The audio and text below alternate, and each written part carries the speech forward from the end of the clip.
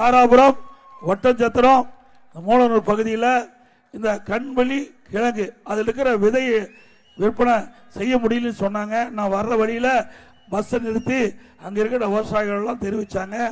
அதிமுக ஆட்சியில் 1 கிலோ 4000 ரூபாய்க்கு விற்பனை போயிட்டு இருந்தது. திமுக ஆட்சி வந்த பிறகு ஒரு அமைச்சர் இதில் தலையிட்டு வெளியில் இருக்கிற வியாபாரி, வெளி மாவட்டத்தில் இருக்கிற வியாபாரிகள்லாம் இங்கே வந்து இந்த கண் வெளி விதையை வாங்க முடியல. அதனால இன்னைக்கு 1 கிலோ 800 ரூபாய்க்கு விற்குது.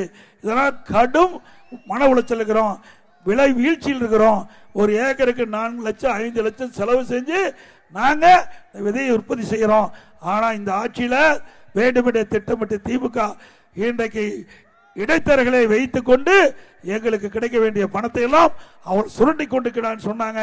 அண்ணா திமுக ஆட்சி வளர்ந்தவுடனே இந்த கூட்டுறவு சங்கத்தின் மூலமாக மார்க்கெட் கமிட்டியின் மூலமாக அந்த விதைகள் விற்பனை செய்வதற்கு அரசாங்கமே ஏற்பாடு செய்யும்.